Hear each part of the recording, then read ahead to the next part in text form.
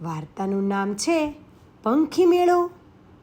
ઉલ્લાસનગર નામનું એક ખૂબ મોટું શહેર, તેમાં કલરવ નામની સોસાયટી.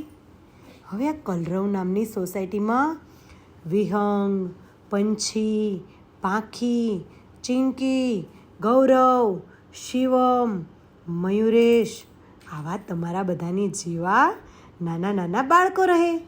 બધા બાળકો એક સરસ મજાની શાળામાં અભ્યાસ કરે. હવે એક દિવસની વાત. 7 વર્ષનો નાનકડો વિહંગ શાળાએથી ખુશ થતો ઘેર આવ્યો. બંને હાથ બાજુમાં ફેલાવી આખા ઘરમાં ફરવા લાગ્યો. પંખીની જેમ ચક્કરડી ભમરડી કરવા લાગ્યો. નાચી કૂદીને ગીત ગાવા લાગ્યો. પંખી બની ઘૂમવાના, ઘર આંગણે રમવાના, દાણો પાણી ચણવાના, આભે ઉડી જવાના. વિહંગને પંખીની જેમ ઘરમાં રમતો જોઈ તેની મૈયા તો હસી અને કહે, અરે વાહ, આજે તો મારો દીકરો બહુ ખુશ દેખાય છે. પંખી બની ગયો ને કે? મારા દીકરાને આજે શાળામાં બહુ મજા આવી લાગે છે. વિહંગ કહે, હા માં, આજે અમારા શિક્ષકે અમને ઘર આંગણાના પંખીઓ વિશે ખૂબ સરસ વાત કરી. અમે બધા મિત્રો જુદા જુદા પંખીઓ બની ગયા. ખૂબ જ નાચ્યા, કૂદ્યા અને ગીતો પણ ગાયા. વિહંગ અને તેની માં બંને વાતો કરતા હતા. ત્યાં જ ઘણા બધા મિત્રો આવી પહોંચ્યા. એ બધા પણ 2 હાથ ફેલાવી પંખીની જેમ ઉડતા ઉડતા વિહંગની અને તેની માની ફરતે ફેરફદોડી ફરવા લાગ્યા. ત્યાં તો માં કહે, અરે વાહ, મારે આંગણે તો આજે પંખીઓનો મેળો જામ્યો છે. ક્યાં ક્યાં પંખીઓ મારા આંગણે પધાર્યા છે? બધા બાળકો એક સાથે કલબલાટ કરીને બોલી ઉઠ્યા. એક કહે, હું કબૂતર. બીજો કહે, હું તો ચોકલી. ત્યાં તો ત્રીજો કહે, હું તો સુંદર મોર. અને ચોથો કહે, હું તો પોપટ, સીતારામ. ત્યાં તો વળી કોઈ કહે, હું કાગડો, કા કા. ત્યાં તો વળી કોઈ કહે, હું તો કોયલ, કુહુ કુહુ. બધા બાળકો પંખીની ચાલ ચાલવા લાગ્યા. જુદા જુદા પંખીની બોલી બોલવા લાગ્યા. કોઈ તો ચી ચી, તો કોઈ ઘૂ ઘૂ કરવા લાગ્યું, તો કોઈક તો વળી ટેહું ટેહું, તો કોઈક વળી કુહુ કુહુ, તો કોઈક તો વળી કર્કશ કર્કશ કાગડાભાઈની વાણી પણ કરવા લાગ્યા. કોઈક તો મીઠું મીઠું બોલવા લાગ્યા. અરે આજે તો વિહંગનું આંગણું પંખીઓના કલરવથી ગુંજી ઉઠ્યું. ત્યાં વિહંગની માં કહે, અરે અરે અરે, તમે બધા એક સાથે બોલશો તો મને કેવી રીતે સમજાશે કે મારા આંગણે ક્યાં ક્યાં પંખીઓ પધાર્યા છે? તમે બધા વારા ફરતી તમારી ઓળખાણ કરાવો. ત્યાં તો સૌથી પહેલા વિહંગભાઈ આગળ આવ્યા. કબૂતરની જેમ ધીર ગંભીર ચાલતા ચાલતા ઘૂ ઘૂ ગીત ગાતા ગાતા કહે, કબૂતરોનું ઘૂ ઘૂ ઘૂ, રંગ મારો રાખોડી, દૂર દૂર ઉડી જાઉં, સંદેશો લઈ જાઉં, શાંતિનો દૂત કહેવાવું. ત્યાં તો વળી મીઠું મીઠું બોલતો ગૌરવ બોલ્યો અને આગળ આવ્યો.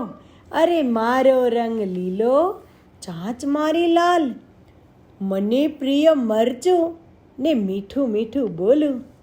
ત્યાં તો માં કહે, અરે પોપટભાઈ રામ રામ. ગૌરવે પણ રામ રામ કર્યા. ત્યાં તો કા કા કરતા શિવમભાઈ આગળ આવ્યા. ઘડીક આમ બેસે તો ઘડીક તેમ બેસે અને કહે, કાળા રંગનો કાગડો કાકા કરતો જાય, મહેમાનોનો અણસારો દે, પૂર્વજનો દૂત કહેવાય, ખીરપુરી જમતો જાય. કાગડાભાઈની પાછળ પાછળ કાળા કપડાં પહેરીને પાંખી આવી કુહુ કુહુ ગીત ગાતી ગાતી ચાલતી ચાલતી નાચવા લાગી. કુહુ કુહુ કરતી કોયલ રાણી મીઠા ગીતડા ગાતી જાય, ટહુકો વસંતનો કરતી જાય, આમ્ર ડાળે ઝૂલણા ઝૂલે, કાગના માળે ઈંડા મૂકે. કોયલના ટવકામાં સૂર પુરાવતો મયુરેશ આવ્યો ભૂરા ખમીસ સાથે. તે તો એની બેનની એક સરસ મજાની ભૂરા કલરની ઓઢણી પણ લઈને આવ્યો હતો. બે હાથોથી ફેલાવી મોરલાની જેમ ટેહુક ટેહુક કરતો ઠુમક ઠુમક ચાલે અને ગીત ગાતો કહે, મોર બની થનગાટ કરું, ઢીલડી સાથે નાચ કરું, રંગે રૂડો રૂપે પૂરો, વર્ષા રાણીને સાદ કરું, છેલ્લે નાજુક નમણી પંછી અને ચીંકી ચી ચી ચી ચી કરતી આમ તેમ ઉડવા લાગી. નાની અમથી ચક્કી બાય બાળકોની લાડકી, ચીચી કરતી ઘરમાં ફરે, દાણો પાણી ચાંચમાં ભરે. નાનકડી ચક્કીબાઈને જોઈને તો બધા બાળકો ખુશ થઈ ગયા. ચકલીઓની સાથે નાચવા કૂદવા અને ગાવા લાગ્યા. નાના નાના ચક્કીબેન, રૂડા રૂપાળા ચક્કીબેન, ચીંચી કરતા ચક્કીબેન, પાણી પીતા ચક્કીબેન, દાણા ચણતા ચક્કીબેન, ધૂળમાં રમતા ચક્કીબેન, અમને બધાને વહાલા વહાલા ચક્કીબેન.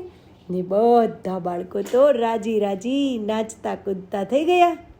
અરે આજે તો વિહંગનું આખું ઘર અને વિહંગની માં ખૂબ હરખાઈ ગયા. રસોડામાંથી બધા બાળકો માટે વિહંગની માએ સરસ મજાનો નાસ્તો બનાવ્યો હતો. એ લઈને બહાર આવ્યા અને બધા પંખીઓને ખવડાવ્યા. અને વળી પાછા બાળકો વિહંગની માં પણ આજે પંખીઓની સાથે ભળી ગયા. એ પણ ગીત ગાવા લાગ્યા. રે પંખીડા સુખથી ચણજો, ગીતડા મીઠા ગાજો, નાચતા કૂદતા આંગણિયા સોહાવજો. બધા બાળકોએ પંખી બની ખૂબ મજા કરી. સાથે સાથે પેટમાં લાગેલી ભૂખને પણ ઠારી અને બધાએ ખાધું પીધું ને મોજ કરી. તો ચાલો બાળકો, તમે પણ પંખીના મેળામાં આવ્યા હતા ને? તમને પણ મજા આવી ગઈ. તો ચાલો તમે પણ તમારા મિત્રોને બોલાવીને ક્યારેક પંખી મેળો કરજો અને આવજો.